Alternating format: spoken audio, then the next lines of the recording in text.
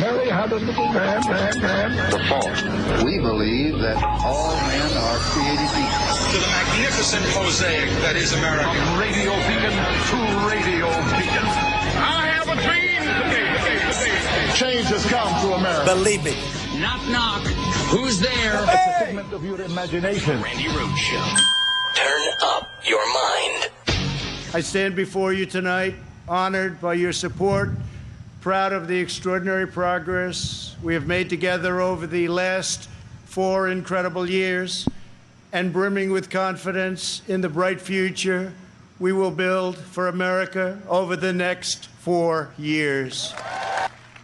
My fellow Americans, tonight, with a heart full of gratitude and boundless optimism, I profoundly accept this nomination for President of the United States. And yet, despite all of our greatness as a nation, everything we have achieved is now in danger. This is the most important election in the history of our country. Joe Biden is not a savior of America's soul. He is the destroyer of America's jobs, and if given the chance, he will be the destroyer of American greatness.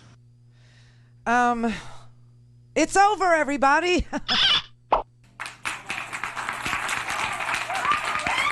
Yay. Oh, my God. Wow. Listen, here's the thing. The content of the speech was horrifying.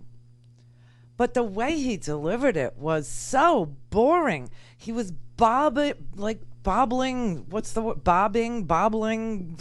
bobblehead between the two teleprompters. And it was very flat. The tone. If you're going to destroy the country, can't you at least have a little excitement about what you're... I mean, I don't know. It was the most... The worst thing that it could have been. And that's boring. It was boring. The least you could do is be a little excited. I mean, Kimberly Guilfoyle, whatever. I mean, she went full Mussolini. They did end with Italian opera, and his name spelled out in fireworks. Did you see that? Anybody make it that? This was the longest acceptance speech in the history of the country. It was the longest. It was so flat. It was so boring. It was so long. It was so wrong. The fact checks were endless. I mean, I got a 20-page fact check in front of me. You don't need it, do you? You don't. Oh, my God. I like that they put his name in fireworks because he's burning down our country, and it was appropriate. That's all. Perfectly appropriate for somebody who is literally blowing up our democracy. I'm just glad it's over. I am. I'm glad that's over. The amount of lies that were told were it's like, I mean, if you I don't know what to say. I'm just so exhausted from it all. I'm just so exhausted. I feel like I don't know, Jacob Blake's father. Do you know what I'm saying? I feel like the family of Ahmaud Arbery. I feel we're just exhausted. Everybody in this country, we're just completely and utterly exhausted from this man. We're just completely and utterly exhausted from the tearing apart of our country, from the lack of justice in our country, from the lack of accountability for our president, from everything. I mean, and then on top of it, to have to sit through 70 minutes that didn't begin until after 10 o'clock last night. I was like, okay, he's going to tell me there's a world that he lives in that exists for me, and I'm then going to have to compare it with what my lying eyes are showing me. I couldn't. Oh. And he couldn't speak last night. Somebody messed up the dosage of whatever it is he takes. I mean, I don't know what he snorts, smokes, drinks, shoots. I'm not sure. But the dosage was exactly backwards. It was really weird. He wanted to say he proudly accepts, and he said he profoundly accepts. He wanted to say something about resistance. He called it resilience. I mean, you talk about a gaffe machine. This was bad. My fellow Americans, tonight, with a heart full of gratitude and boundless optimism, I profoundly accept this nomination. You mean proudly, sir. You mean proudly. And we will end our resilience for bad things. We will go right after China. We will not rely on them one bit. He didn't know what he was saying. I'm telling you, he was reading it off of a teleprompter. Somebody had just put it up there. It was like he had seen this speech for the first time. It was bizarre. It was really bizarre. But you know what? Very few people watched. That's the thing. Even Fox News wouldn't cover this convention. You know, they're sitting there criticizing the way that CNN put up fact checks while Donald Trump was speaking, especially about COVID, right? Because, you know, he lied about it. Larry Kudlow made it sound like it was past tense. It's over. We had, and it's over. And then he talked about, we have the best testing. Just everything was a lie. So they were running fact checks, and Fox News just refused to even cover half of this. They just sat there and they talked to each other through almost all of these 4 nights. So even they found it, boring and childlike. And, look, the speakers, I don't know any speaker who didn't have an issue. I don't know of anybody who either, had a security and exchange open, case, or somebody who, I mean, it's just, Eric Trump, the Attorney General of New York issued him a subpoena. While all this is going on, very little about the hurricane last night, very little about, I mean, it was just like, it's an amazing thing. The world is literally, the American continent, whatever, this country is a mess. You had the Mets and the Marlins walk off the field last night. You have the NBA having meetings to figure out whether or not they want to play during the playoffs. Because of all this police brutality and the tale of two tapes where, Jacob Blake, within 3 minutes of the police pulling up, he's shot in the back 7 times. And then you got this white kid who had just killed, he's a double murderer. Okay, he killed 2 people, shot a third, and is walking past the police with a long gun strapped around his neck with witnesses behind him screaming, that guy just killed 2 people. That guy right there, he just killed 2 people. And he's allowed to walk past the police who give him safe passage and go back to Antioch, Illinois, where they had to extradite him the next day. But I mean, this is why everybody is marching.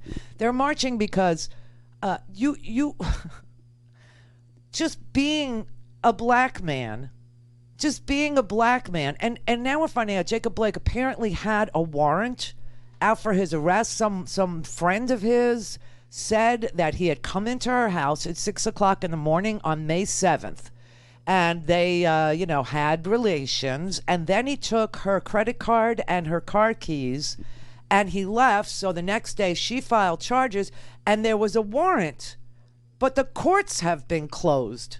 So he couldn't do anything about the warrant. Okay? And so now it's unbelievable. So here is this man, Jacob Blake. Now, the police didn't know any of this when they shot him, because they shot him within 3 minutes of arriving at the scene. There is no way. There is no way that they knew any of this, but they're now blaming him for being shot in the back 7 times. They're blaming him. But Eric Trump also has a subpoena, and there's like Donald Trump is an unindicted co-conspirator. None of this bothers anybody. It's and that's why people are outraged. There was a march on Washington that went on today. It was extraordinary.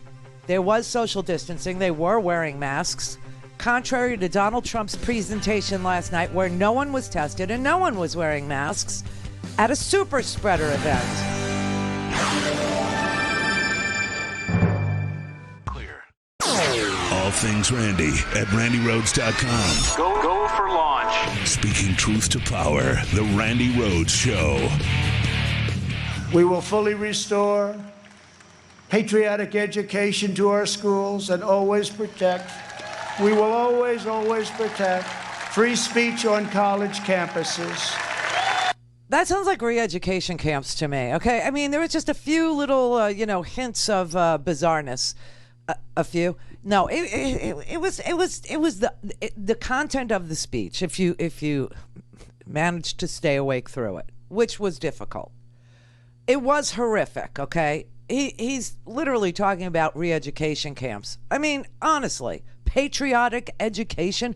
What the hell does that mean? I don't know. Resilience against bad things. I don't know what that was either. And then, the most childish moment of all. I don't know if you saw our White House soiled by these Trump-Pence giant signs that made it look like a home improvement center, except in most home improvement centers, there's social distancing and masks required, but not at the White House last night. It was very weird. But they put these big giant Trump-Pence signs up in front of the White House on the South Lawn. It was like a bizarre reality TV show ending, which was what was making me happy. It looked like it was over. It looked like the finale of The Celebrity Apprentice. It was very strange, I will say. But this was one of the pettiest. Never mind the lies he told, but this was just plain petty. And we will end our resilience. Oh no, that's the resilience for bad things. For bad things. We'll end the resilience for bad things. Okay, this is it. This November, we must turn the page forever on this failed political class. The fact is, I'm here. What's the name of that building?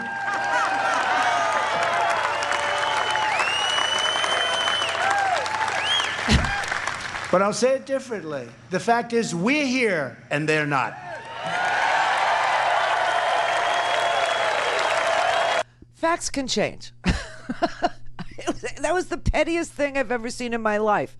The President of the United States using the White House. Okay. All right. A lot of people are, coughing up a spleen. They're very aggravated with that. All right. For me, not such a big freaking deal. What kills me is I'm here and they're not. It's like I'm Chevy Chase and you're not. It's such a childish, petty, self-serving, egotistical, narcissistic thing to say in the middle of accepting your party's nomination to be president of the United States for a second term. That's kind of a lofty moment in your life, don't you think? I mean, if that would ever happen to me, I think I might actually have something meaningful to say about that, something inspirational, something forward-thinking, something meaningful, plans I would lay. No, instead, this man, I'm here and you're not, ha ha. Really? I just, bizarre. Alan in Utah. Hi, Randy. I love your show. It's a great show. My show loves you. Thank you. Hey, I'm concerned about something.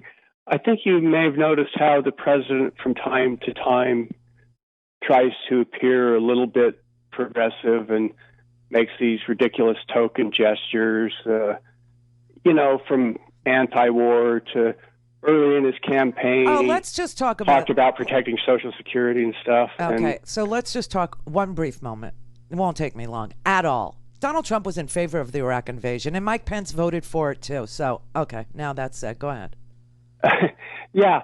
So one thing I'm concerned about is that his campaign still has time to try to, fool people into thinking that he's in favor of prison reform or something, or, he made this ridiculous gesture about stepping in to help the, after the unemployment benefits were reduced, he made this horrible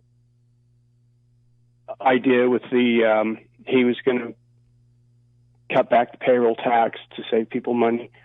But I mean, let's deal with that for just a brief moment. If the employer doesn't remove the employee's portion of the payroll tax, the employer is now responsible for it.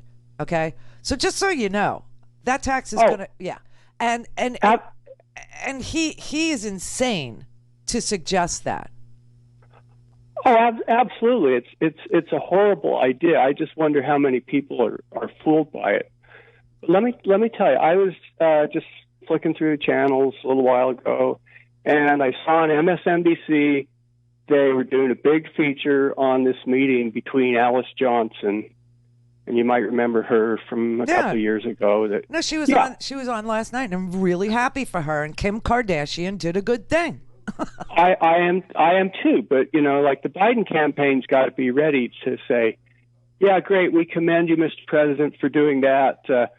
We hope you've learned from the Central Park 5. But if you want to keep going in that direction, we support." I mean, they've got to be ready to not. For this weird stuff that the president pulls off to just posture to look like he has compassion or enlightenment or whatever. The man changes his mind like you and I change our panties, every day. Every day. And he'll just say whatever is popular at the moment. It has absolutely no value. We have a real police reform bill that was passed by the House. We have a justice reform bill that was passed by the House. And it's laying in the Senate. And so he can go ahead and pardon this guy or this woman, for show. But everybody's very clear he's not interested in reforming anything at all.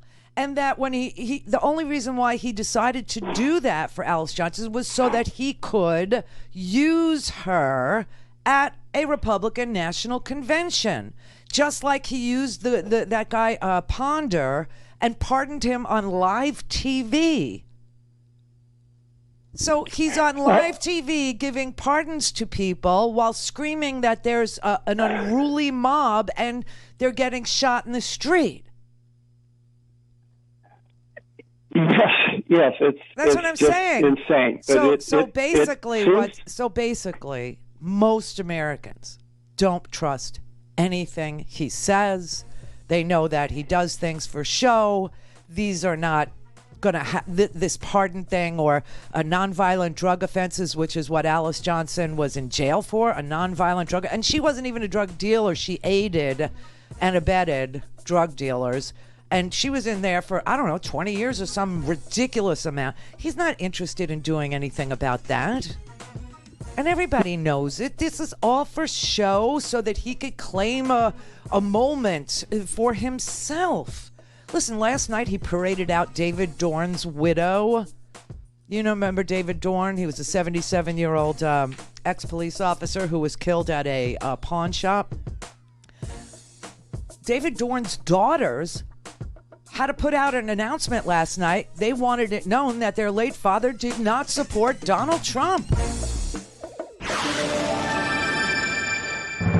Call in, connect. To speak to Randi, call 561-270-3844. 561-270-3844. All right, so this here is the widow of 77-year-old David Dorn, who was, brutally killed in a pawn shop, at a pawn shop that was being looted.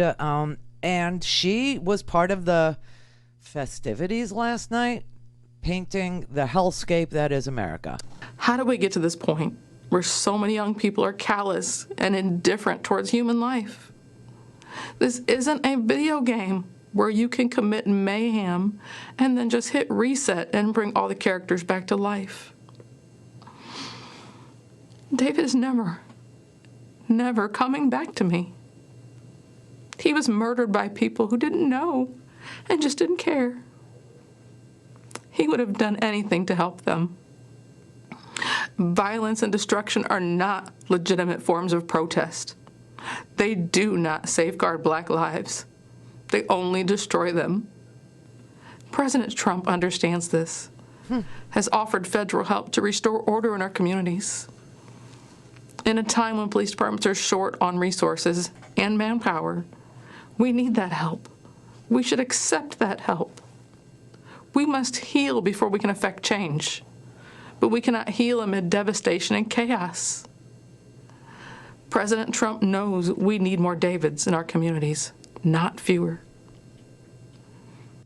Okay, I feel, her pain. That said, David Dorn had daughters. This is apparently a remarriage, and she is his widow by a second marriage. Well, he had daughters, and his daughters want it known.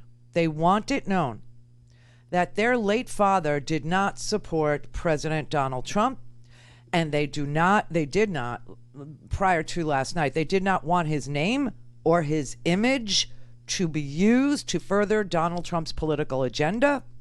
They spoke up and said that they were very angry at their father's widow, Ann Dorn, who was in that video. He said, quote, "We know his wife is a Trump supporter, but he was not." He frequently said that he was not able to talk about politics with her because they were at the opposite ends of the spectrum. I know he would not want his legacy to be for his death to be used to further Trump's law and order agenda. He was a retired St. Louis police captain. He was a retired Moline Acres police chief. He was killed at 77 on June 2nd. He interrupted the looting of Lee's pawn and jewelry. His daughter said, quote, "His passion for law enforcement ran deep." This is Lisa Dorn. She said, "He was blue through and through, but he was a man. He was a black man, and he knew some not so good things come out of police departments. He tried to make a difference as much as he could, but he also knew he was part of a system with systemic racism." His daughters said their father did not think that Donald Trump represented or advocates for the kind of police work their father cherished.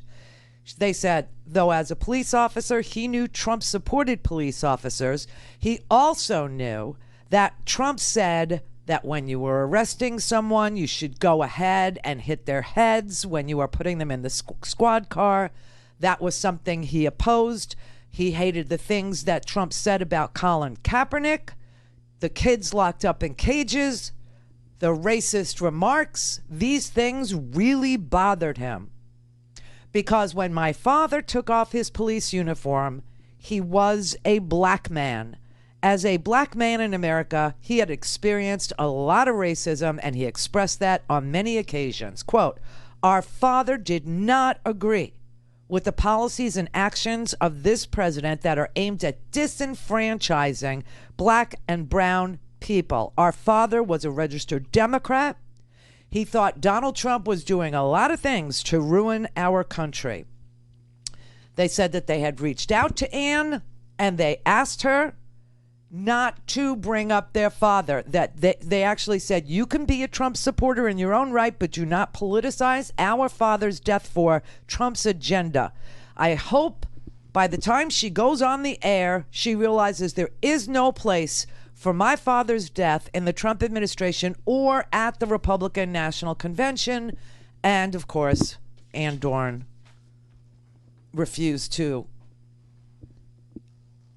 adhere to their wishes. And she went on there and she used David Dorn's death to further Donald Trump's law and order agenda of sending in National Guard to put down protesters. Now, remember, Donald Trump is the only president in the history of the United States of America who ever gassed peaceful protesters for a photo op in front of a church, no less. So I just had to draw your attention because the daughters were not heard last night. Frank in Texas. Hi, Randy. Hey, Frank. Thank you for being a sane voice in the middle of an America that's gone mad. Do you enjoy the show? And I'm a first-time caller. Oh, wow. So, first of all, I think I have a letter acronym that sums up the entire Republican convention and Donald Trump. And it's WTL. Well-trained liars. These people, honest to God, I've never seen you could say WTF, but well-trained frauds. That's a winner too. Yeah. That's a winner too. I admit, I watched the first 15 minutes of the convention just to keep myself informed, maybe, and I just couldn't take it anymore. I couldn't take it. I did not watch the rest because I knew what was going to happen. And as far as Mrs. Dorn is concerned, I kind of feel what's going on there because my wife, I hate to say it, voted for Donald Trump. So I can understand what that household must have felt like. Now, of course, she has, thank God, come to her senses, and she's going to be voting for Biden this time around, as will I. But, it's how in the world did we even get a hold of President Donald Deathwish to begin with? He should have never been elected. I'll tell you how we got a hold of Donald Deathwish. We got a hold of Donald Deathwish because we have a propaganda channel that broadcasts misinformation and disinformation all day, every day. The world is completely backwards in that arena. Healthcare is death panels. All of it, right? Everything is back. We have that, and we also have a president who is willing to lie. We have a president who was willing to accept help from a foreign government to help him in social media, to make Hillary Clinton into a pedophile, to make her into somebody who was about to die, to make her into somebody feeble. We had a Republican Party that was willing to have Benghazi hearings for 2.5 years. I mean, it's a steady diet of bullcrap that turns everybody upside down. It's dangerous. That's how we got here. Perpetuating a grievance society has its cost. And that's the reason why he couldn't bring himself to go to John Lewis's funeral. Thank God he didn't.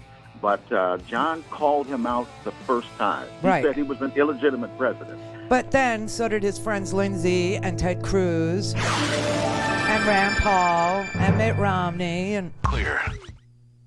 This is the Randi Rhodes Show. To speak with Randi, dial 561-270-3844. That's 561-270-3844. A little bit of overlap here between the speeches by the Trump girls. Whether you like it or not, you always know what he's thinking. You want to see the best thing ever? Okay, I hope you're watching and not listening. This is the best thing ever. This is Melania's face as she is greeted by Ivanka. Just watch this. It's 2 seconds long.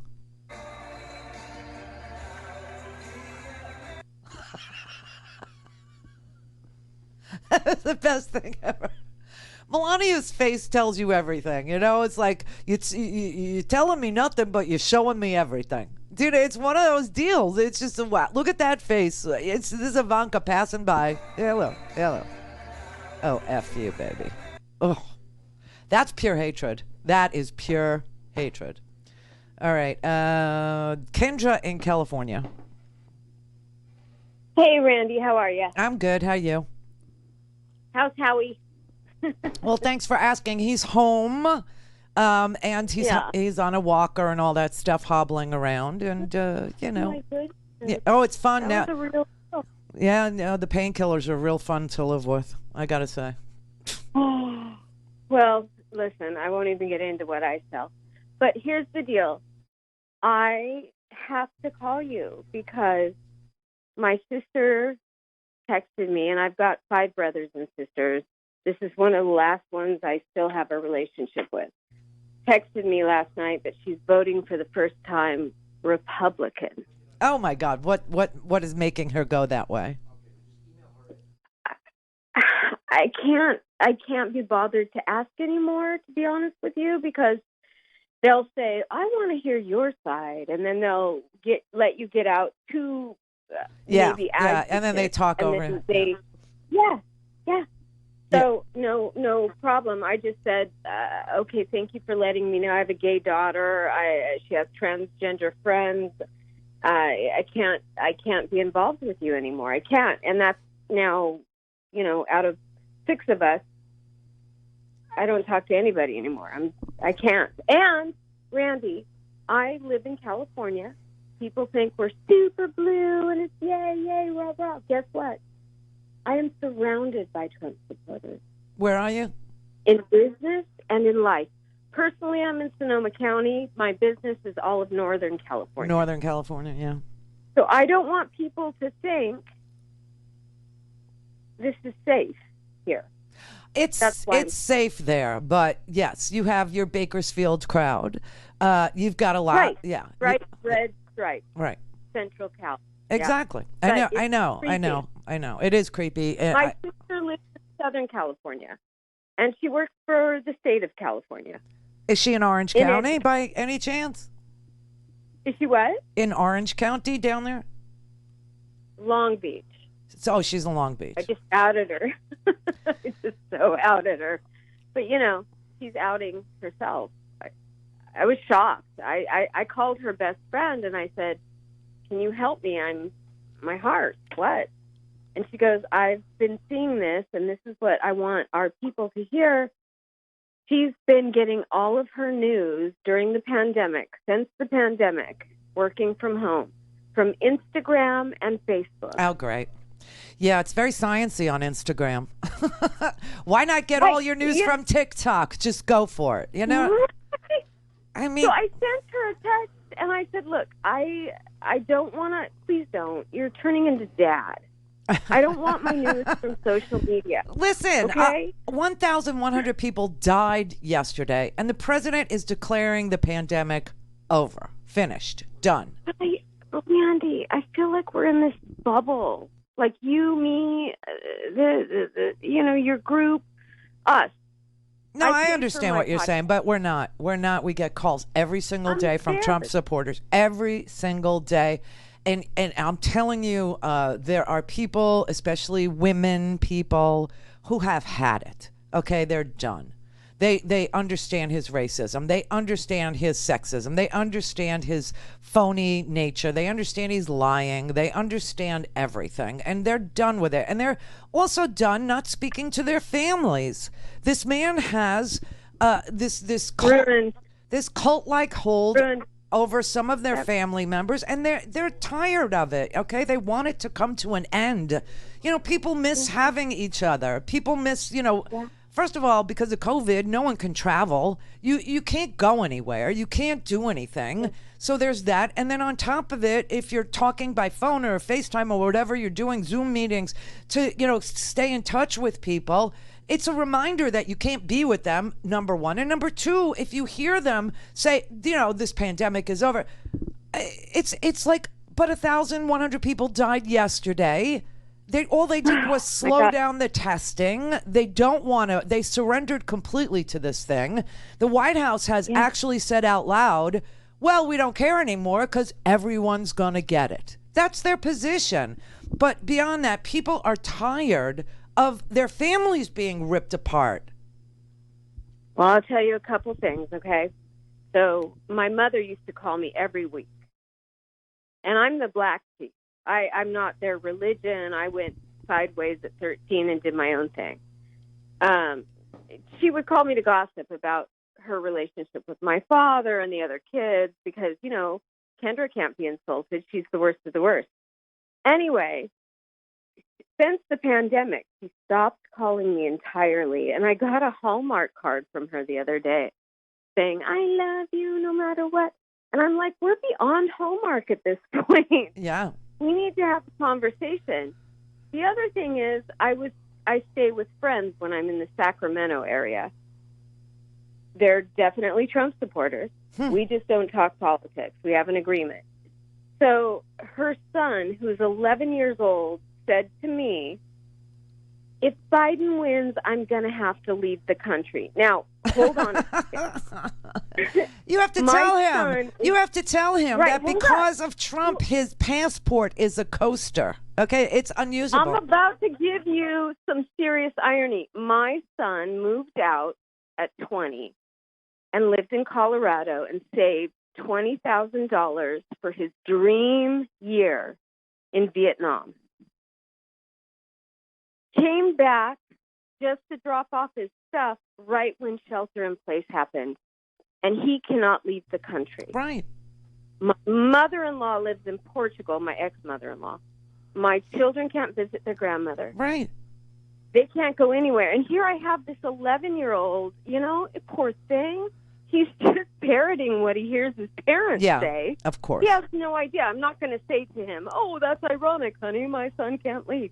He's adorable. I still love him. But holy crap. I know. Cognitive dissonance. Mm-hmm. Well, I can't take it. Again, it's propaganda. And propaganda is a thing because it actually works.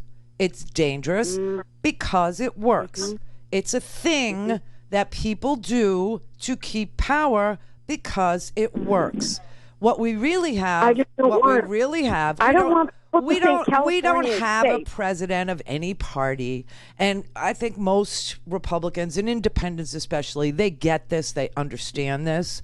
They didn't even put out a platform this year, that party, because it's whatever Trump wants. That's what their platform actually was. Whatever Trump wants. They have no position on anything. They stand for nothing. Why? Because Trump is just a thug. Okay, this party thing, that's all. It's just gone. It's poof, gone. There is no Republican Party. It is a party of this one man, and this one man is a demagogue. And there are people who are willing to die for him, as you could see last night in the Rose Garden. People sitting on top of each other with no masks on. Some of them were not so young, okay? Wilbur Ross is not so young. Mike Pence's mother, 87 years old, no mask. Okay, these are people that are willing to die for him. I don't think the rest of America is willing to die for him. There are some people that are. They are actually part of a death cult. They've been propagandized. We have been having to deprogram people who enter into cult-like atmospheres since this country started. And this is no different. The only difference is the Jim Jones character, the David Koresh character, is the president of the United States of America because he was the best P.T. Barnum of all the cult leaders. He was the best believer in there's a sucker born every minute, and I'm going to practice that to get the presidency, and for him it worked. You got tons of religious leaders that are front-running phonies, right? Jerry Falwell Jr., his wife's having sex with a pool boy. Hey, pool boy, want to make a middle-aged Christian woman happy? Oh, and my husband wants to watch? I mean, these people are phony, but why do they do it? They do it for money.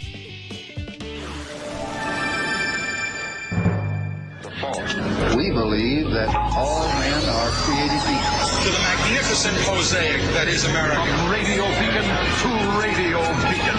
I have a dream today. Change has come to America. Believe me. Knock, knock. Who's there? It's a figment of your imagination. Randi Rhodes Show. Turn up your mind. My heart goes out to the Blake family as they endure an ordeal that is tragically common in our country. Joe and I spoke with them yesterday. They are an amazing group of people with extraordinary courage. Even in their pain and their grief, even as they seek justice for their son, they spoke about the need to end the violence and heal our nation. I've had conversations like this with far too many mothers and fathers, but you will see and hear no one with more courage, more character, and more moral clarity. People are rightfully angry and exhausted. Yeah. And after the murders of Breonna and George and Ahmaud and so many others, it's no wonder people are taken to the streets. And I support them. We must always defend peaceful protest and peaceful protesters. We should not confuse them with those looting and committing acts of violence, including the shooter who was arrested for murder. And make no mistake, we will not let these vigilantes and extremists derail the path to justice. Here is my promise to those mothers and fathers and all who stand with them. In a Biden-Harris administration, you will have a seat at the table, in the halls of Congress, and in the White House. I mean, the choices between a man who has been described by people who work with him, for him, or, beside him as an effing moron, or to actually vote for a party, a ticket, senators and House members who could actually move us forward and make the kinds of change we are in desperate need of. Change on how we handle a pandemic, change on how we handle policing, change on how we handle incarceration, mass incarceration, change on how we do immigration. We've never done immigration reform for all his bluster. They're rapists and they're this and they're that.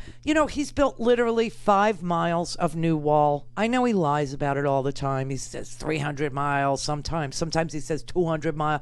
And every day we're building 10 more miles. There are literally 5 new miles of barrier that have been built in 3.5 years of this man screaming about rapists and murderers. 5. Steve Bannon got arrested because he was fundraising off of people who are part of this cult, who give money to people like Jerry Falwell Jr. Figured Steve Bannon thought, well, they're gullible enough. Let me get them to give me some millions of dollars for a wall that will never get built. And that's what they did.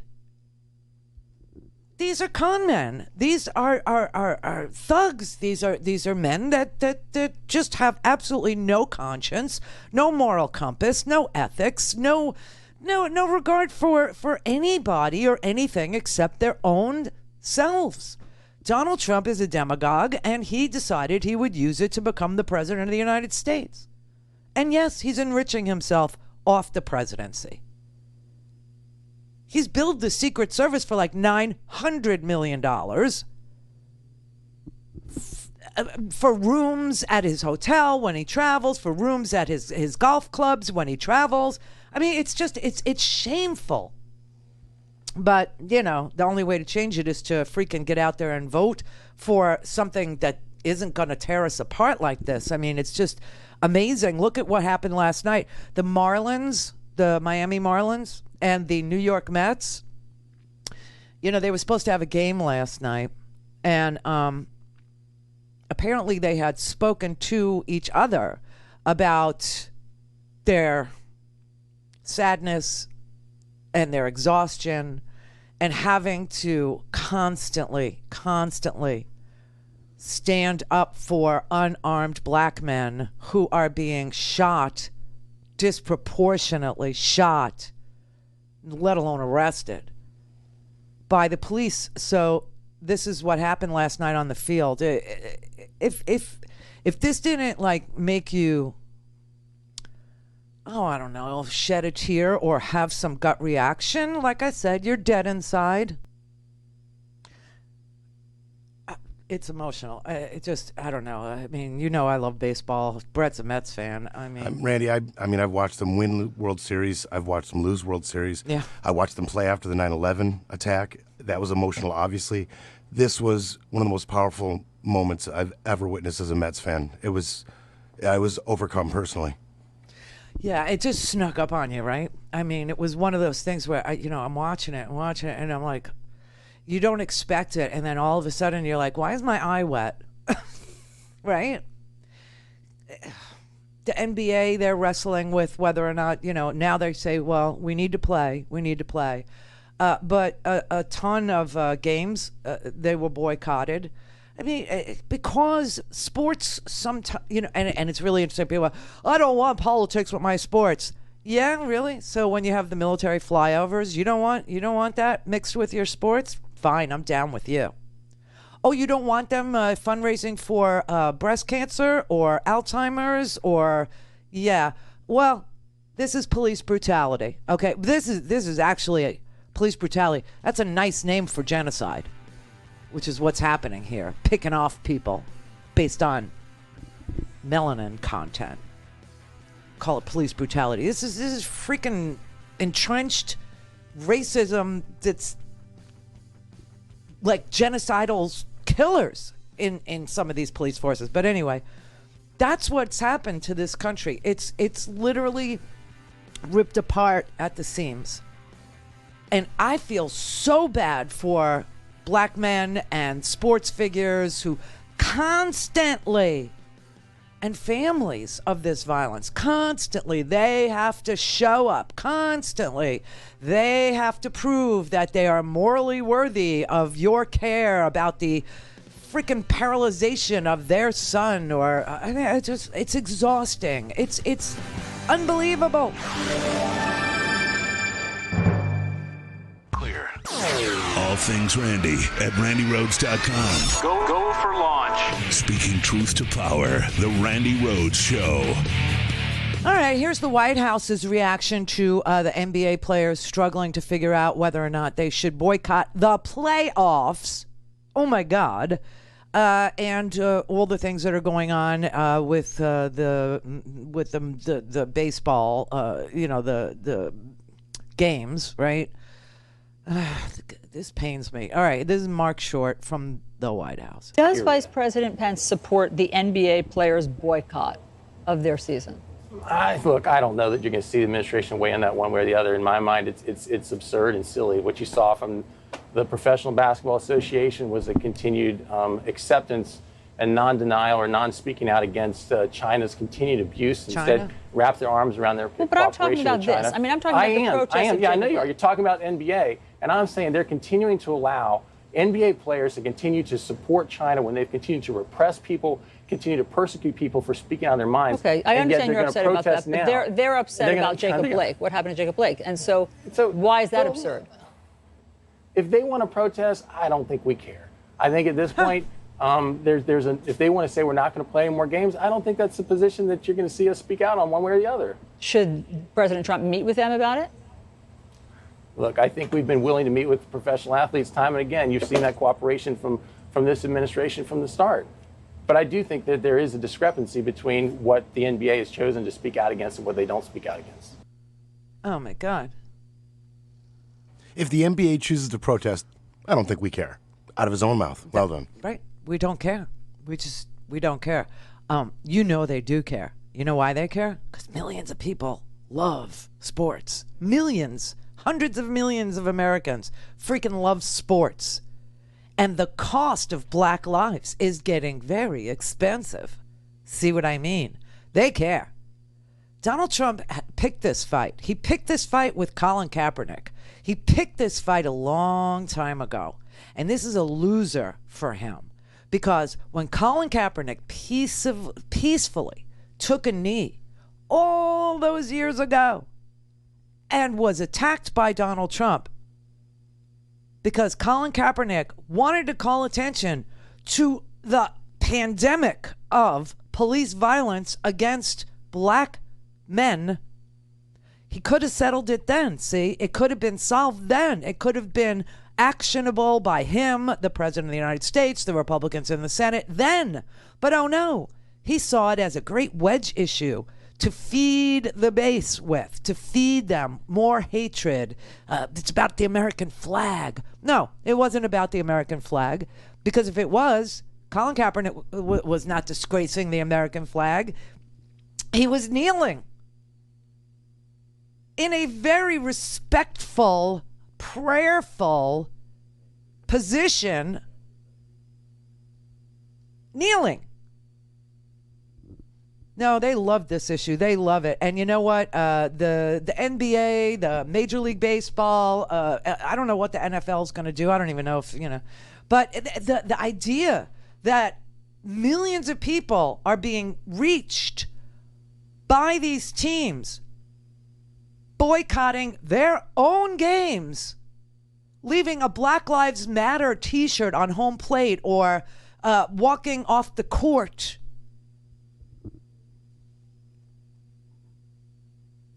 Let me show you something. This is the Atlanta Hawks coach. This is Lloyd Pierce, okay? He gets what's going on. If our players are capable of reaching millions every single day because we enjoy watching basketball, well, they're capable of telling millions every single day that we're frustrated and we're in fear and we're angered by what we're seeing with regards to policing, with regards to inequities and inequalities in our country. And if people aren't hearing that and people aren't understanding that, for someone like myself and some of our players who are black, 80% of our league is black. Oh, hello. Then maybe we need to stop playing for a little bit so you guys can hear us a little bit louder. And I think, I was really proud of all of the other sports. WNBA has always been at the forefront of this, but Major League Baseball and NHL and MLS, they had some stoppage the other day when they saw what the NBA did. So obviously people are listening, people are paying attention, but sometimes we have to go to drastic measures for them to listen a little bit clearer. Exactly. Pam in California. Hi, Randy. Hey. You and I spoke a couple years ago. I was a good friend of Howard's a long time ago. I don't know if he ever filled in where we were friends. That's really kind of off topic. But I wanted to, you had said, I don't know if you were saying it sarcastically, but you have said, okay, people, get your passports in order. I have to say that I did. It took me several years, but I did finally get my Canadian citizenship. So I do have dual citizenship, and I did get my passport. So if he does manage to steal this election, my husband and I, we'll probably end up in the Western, like in Victoria or something like that. Oh, it's gorgeous. Oh, it's so nice there. But it's going to be really hard pressed for us to stay here under a corrupt, fascist government. I don't know if I could take 4 more years. Well, of this see, here's the insanity. thing. For people who don't believe that it's going to be that bad if he wins, for people who are ready to vote for him, to see, because they're curious. Some people just vote out of absolute curiosity. Let's see what he does. Let's just see. I got news for you. The amount of stress that's on each and every family now with Trump supporters who are in a cult, with the racism that's off the charts, with 17-year-olds who are militarized and killing people with their guns in the street. What will happen here when he doesn't think he has to stand for re-election ever again is going to be a hellscape. Really, you won't even recognize this country. I barely recognize parts of this country right now. I really do, like borders. You can't leave. I mean, who ever thought Americans couldn't leave America? The lack of freedom in this country right now is so so daunting to me, because I'm a traveler. I've always had a passport. I always go, and I can't go. I hear people call in and they say, I'm not talking to my friends, my family. Me too. I'm not alone. I'm not talking to my family anymore. It's not talking to a lot of my friends, and it's not a matter of us re-engaging, because Trump showed who he was. The problem is that his supporters have now shown who they are, who I never thought in my life I would see these people that I love turn and support him with as heinous and evil as he is. So I can't be these people's friends anymore. I can't associate with them anymore. I will never reconcile with these people. And like I said, my fear is that he is going to steal this election. And you have a good, I know Howard is well connected. And, do you think he's going to win? No, but I think it's going to be a really ugly period of time. I think from November 3rd till December 14th, when the electors actually have to go and cast their ballots, when they choose the president, I think that entire 3-4 weeks right there, it's about 3 weeks, is going to be really ugly. Really ugly, very confusing, semi-violent. You think we're divided now? Wait until Donald Trump declares victory before the mail-in ballots are actually processed and counted. Listen, we're in for the time of our lives. Yeah. Call in, connect. To speak to Randy, call 561-270-3844. 561-270-3844. Convention, and they're spewing this fear, right? Like, all you hear is Donald Trump and all of them talking about fear. We're the ones getting killed.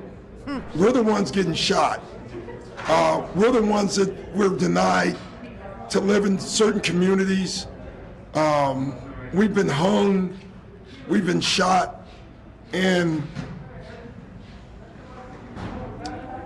all you do is keep hearing about fear. It's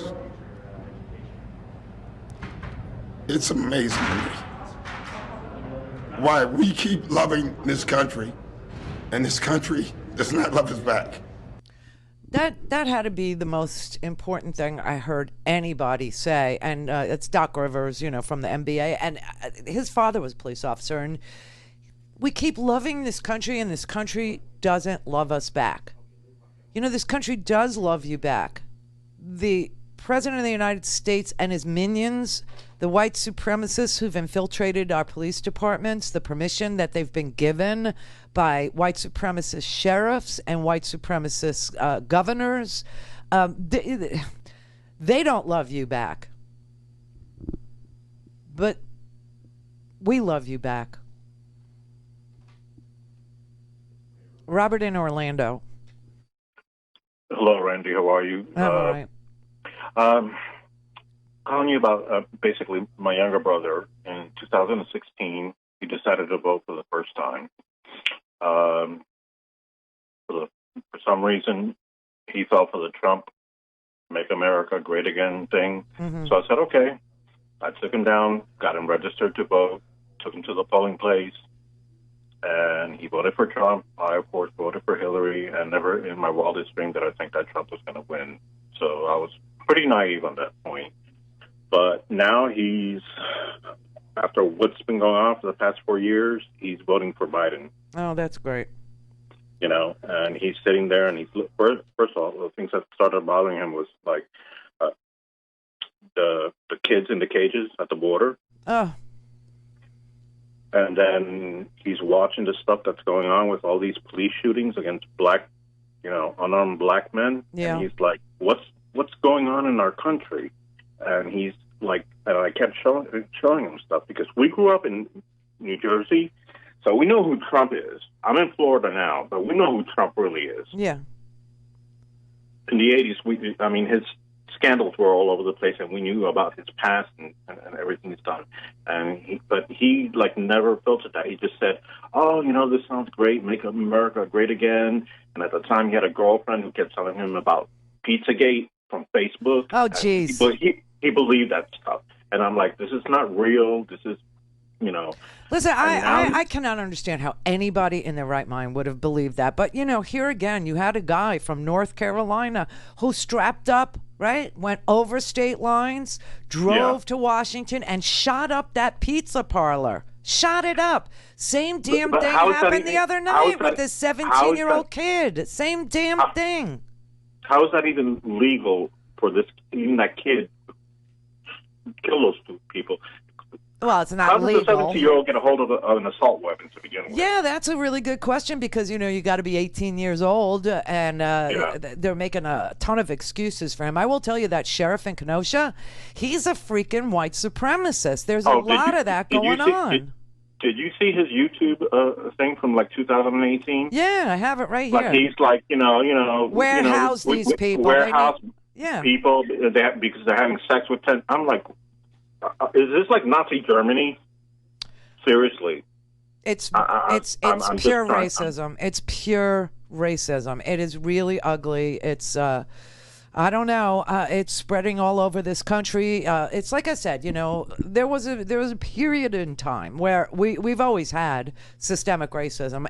The war on drugs, the Ronald Reagan thing, all that. Even Joe Biden contributed somewhat to the problem with the powder and versus the crack and things like that. But it was a mess. But at least some people said, oh, this is wrong. These are the unintended consequences. This is not what we were hoping for. We need to fix it. Then other people started exploiting the numbers that they were able to get into their dragnet with this war on marijuana, with this war on crack, with this war versus powder. God knows in the 80s, I was a rock and roll DJ. What do you think? I never did it? Are you out of your mind? Yeah. Right? I mean, and it's just it's amazing the white privilege I had where I could walk around with, powder on my nose and nobody would, say anything. Well, I'm from Miami and I was in the club scene. I was in a music group. So, white powder in Miami was okay. Crack, you go to jail. Right. Right. That's the way it was. Right. So there's definitely a problem. There has been one. So for a very short period in time, we had a change in our thoughts where we realized it was wrong, that was wrong. We needed to make the change to, decriminalize marijuana, number one. Number two, even out the sentencing for possession, small amounts of crack and cocaine. It was all and we ended up with a problem with oxycodone. But it's a white problem. Again, it's not a black problem. It's a white problem, right? So, we get these sympathetic speeches about drug addiction and it's ruining lives, and they're called deaths of despair, right? Yeah. They're not called. They're not called. Gang deaths. They're called deaths of despair. So for a little while there, we had some come to Jesus on the actual issue of drug abuse and a come to Jesus on the fact that unintended consequences from this war on drugs had taken families and ripped them apart from nonviolent offenders who were now warehoused, which is what the sheriff in Kenosha was suggesting we do. Okay, warehouse people. Make a long story short, we had a moment where being a racist in that way was, it brought shame on you. It brought shame to you for saying these things out loud. So I always say it's like the lights went on and the cockroaches were forced back in the walls. The racists were forced back where they belong and hiding in the walls, hanging out in the dark. Now all of a sudden we get this Trump guy and he says, come out, wherever you are. He's the Glinda of racists. Trump is enabling these people.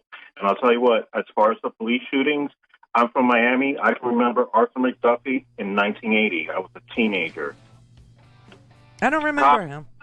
Arthur McDuffie in 1980. Remember the Miami riots in 1980? Yeah. Arthur McDuffie was an insurance salesman fleeing 4 Miami police cops. They shot him in the back. They moved the trial out of Miami to Tampa, and the white jury acquitted all the 4 cops. And it was my brother's birthday, May 18th, 1980. Miami was burning to the ground because of the injustice. Miami had 4 riots in the 1980s because of police. And this stuff has been going on for 40 years, Randy. I know. This is why people are protesting the street, because this crap has to stop. It does. It does. You want peace in the land? You need justice in the land. I mean, how many different justice systems do we have to have? Answer 1.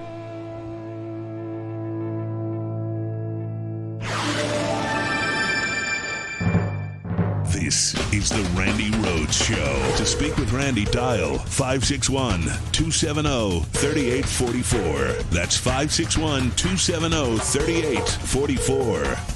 This here is the sheriff of Kenosha that we were just talking about, okay? That the caller and I from Miami were just talking about. His name's David Beth, right? And he's still the sheriff of Kenosha. And this was not that long ago. This was 2018. Here is his view. Here is his view on black kids. I think society has to come to a threshold where there's some people that aren't worth saving. We need to build warehouses to put these people into it and lock them away for the rest of their lives. Let's put them in jail. Let's stop them from truly, at least some of these males, going out and getting 10 other women pregnant and having small children. Let's put them away. At some point, we have to stop being politically correct. And I don't care what race, I don't care how old they are. Yeah, right. If there's a threshold that they cross, these people have to be warehoused. No recreational time in the jails. We put them away. We put them away for the rest of their lives so that the rest of us can be better. There's your policing, attitude that's bound to work. No rec time. We put them in the hole. Everybody goes into, for what? For having children. For having, we have to have a cutoff. How many children can you have? I don't know. They're pro-life, but not really. Pro-life, but for white people. Pro-life, but not for brown people. I don't even know where this swill of deduction about what to do about, people who get in trouble as kids for doing drugs or drinking. I mean, what is it about white people that makes us immune from that period in our lives where we drank too much, threw up a lot, took drugs that we didn't even know what they were going to do to us just because it was there and it was fun, and then we got in a car and crashed a car. But somehow we're not in jail. Somehow, I don't know. We're not in jail. We all did it, but nothing happened to us. But for him, he's, I don't care what race you are, but you're having 10 children by 10 different women, and you need to be warehoused, and no rec time, no rehabilitation is possible, so we could all live better. He's still the sheriff of Kenosha. He still is. Benita in Washington. Hi, Randy. Hey. I'm a long time, second time, and a member since you got back. And I just want to thank you for keeping me sane, because shamefully, I waste a lot of energy and time fighting on the internet. And I'm just so over all of this. But anyway, the reason why I called is because I'm not a conspiracy person, but I can't help but think that a lot of the protests that turn violent, that turn into riots, I just can't help to think that is orchestrated by the right wing. Just can't help but think that. No, you can prove that. The guy who killed the police officers in Oakland that, they made a big deal of during the Republican National Convention, Mike Pence introduced his, sad widow without telling anybody that the officer who was killed, David Patrick, I forget his last name now, was actually killed by a white supremacist. He left that part out, right? Right. And the militia kid, no mention of him last night, the 17-year-old that killed, two protesters, a double murderer, basically, and wounded a third no mention of him last night in Minneapolis. And he is Minneapolis, now the guy, in Minneapolis, the guy who was busting out the AutoZone windows, he was a white white supremacist. The Boogaloo Boys, who are responsible for another police officer being killed, in California. I mean, these are all white supremacist guys, right? They're... But if you think about it, Trump was really known in Wisconsin, and now that the protests started to turn violent, now he's ticking back up. So all of this actually promotes his propaganda of fear. It's more than propaganda at this point, okay? Yes, the people that vote for him live on a steady diet of bullcrap. There's no question. The media is subverting the truth on purpose, But the actual truth is what Kellyanne Conway said yesterday, and that is the more chaos, the more violence, the better it is for Trump. Exactly. So it's not propaganda anymore. It's actually a plan of action that they have put into motion. And yes, you're right. The 17-year-old is the darling of the right wing now. He is. I know. And it's just so sad that people just can't see, because it's very blatant what's going on. But people are so focused on that violent BLM, and they riot, they're looters, and that's all they're focused on. They're not focused on anything else but that, and that's helping him, and he knows it. And they're inside of it, agitating it. They're inside of it, actually, starting stuff. They're the ones that are breaking the windows. They're the ones.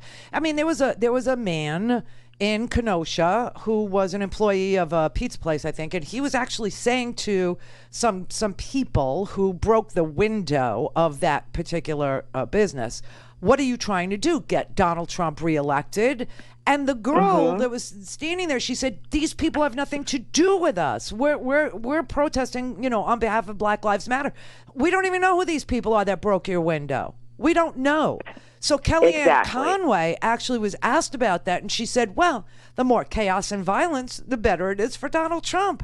So that's giving these guys the green light. Go infiltrate these peaceful protesters and create mayhem. Now, looters are a whole other story. Looters are people that opportunists. And they're also organized. They're organized criminals. They come in, if you notice, they're in Mercedes-Benz, and like 10 kids will jump out. It's because one guy is paying these kids to go do this stuff.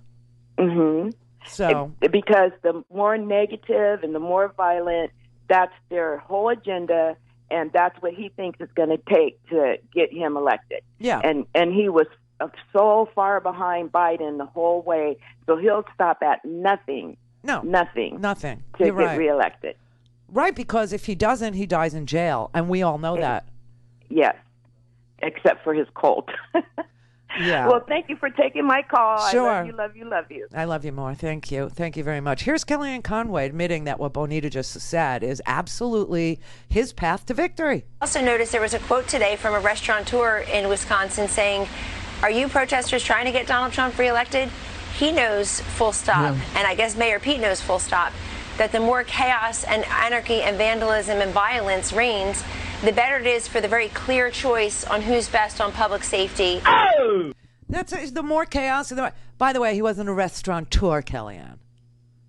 He was an employee of a pizza place who had kids to feed. That's what he said. And the girl that he said it to said, we don't even know who these people are. John in Florida. Hello? Hello. Randy? Yeah. Yeah, it is John in Florida. I said that. Hi. I would like to know how you think who is responsible for all these rioting and militia, right wing, Boogaloo Boys, 3%ers. Right wing. Who are the Boogaloo Boys? Who are? Look them up. Look them up. Okay. Thank you. I know where you're going. April in Florida. Hi, Randy. Hi. I wanted to say something about the woman who called about shutting herself off from her friends. Collectively, we are the people with the power to pick our leader. This is what makes democracy great. It's their right to their political beliefs, and 4 years ago, enough people got them wrong. And so I'm a sociologist, and I'm thinking, we can keep our distance, but don't shut out people because opportunities to reach them will happen. So don't shut out your fellow citizens when you get those opportunities and like them. It's not good enough to vote. We can teach them to research like you do. Well, I wish that were true. Unfortunately, there are people like the President of the United States who will never read. They just won't. They just won't. So, it's a sad situation we find ourselves in when only 11% of Americans ever read a newspaper, April. At least we can teach them what Snopes is. Snopes, yeah. The great debunking side of Snopes. Great fact check by Daniel Dale last night. Shout out to CNN. I mean, the fact checkers we all had. Oh my God, this was a long week. But it's over, everybody. It's over. So now the election actually begins. There is going to be a challenge to each and every ballot in every single state. I want you to rest this weekend and come back prepared to fight.